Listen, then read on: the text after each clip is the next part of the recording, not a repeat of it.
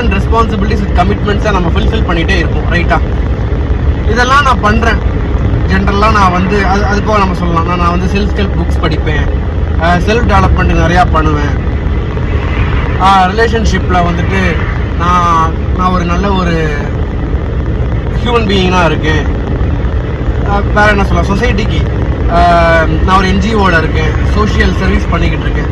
So நிறையா விஷயங்கள் நம்ம வந்து நம்ம வாழ்க்கைக்கு ஒரு அர்த்தத்தை கொண்டு வருவதற்காக இதெல்லாம் நம்ம செய்கிறோம். இப்போ நம்ம வாழக்கூடிய வாழ்க்கை எதை சார்ந்து இருக்கு, அதுதான் கொஸ்டின். இப்போ நான் சில கேஸ் ஸ்டடி சொல்லிட்டு நான் அதுக்கப்புறம் நான் இந்த டாபிக்கு மறுபடியும் வரேன். ஃபர்ஸ்ட் கேஸ் ஸ்டடி, அப்பா பையன் மேரேஜ் ஆச்சு.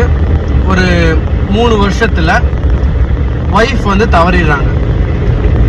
அதுக்கப்புறம் எப்படி தவறுறாங்கன்னா, குழந்தை பிறக்குது, குழந்தை வந்து வானாகுது, குழந்தை பிறந்துருச்சு, அம்மா இறந்துட்டாங்க. இப்போ அந்த அப்பா அந்த பையன், அதுக்கப்புறம் அந்த பையனோட பாட்டி, அண்ட் தென் இவங்க பையனோட அம்மாவுக்கு ஒரு அக்கா இருக்காங்க. ஸோ இந்த ரோல் தான் இப்போ வந்து இந்த கேஸ் ஸ்டடியில் இருக்கு. சிம்பிள். இப்போ அவங்க அம்மா இறந்துட்டாங்க, ஸோ அவங்களோட ஸ்டோரி முடிஞ்சுது. அண்ட் தென் இப்போ இருக்கக்கூடிய ஸ்டோரியில் பையன், அப்பா, அப்புறம் வந்து பார்த்தீங்கன்னா இந்த அப்பாவை வச்சு நம்ம பேசலாமே, அப்பாவுக்கு வந்து ஒரு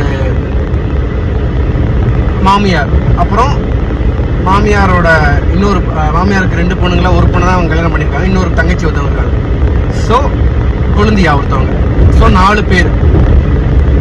ஸோ இந்த 4 பேர் தான் வந்து இந்த ஸ்டோரி.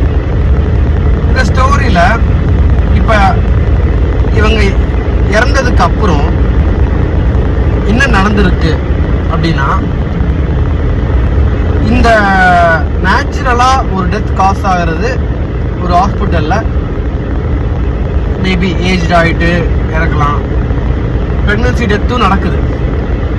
ப்ரெக்னென்ட் ஆன உடனே அவங்க வந்து பையன் பிறந்த உடனே அவங்க அம்மா இறந்துடுறாங்க. இப்போ என்ன நடந்ததுன்னா, இந்த இறப்புக்கு காரணம் ஹஸ்பண்ட் தான், அந்த பையனோட அப்பா தான் அப்படின்னு சொல்லிட்டு அந்த பொண்ணோட அம்மாவும் அவங்களோட அந்த பொண்ணோட தங்கச்சியும் they started to believe this.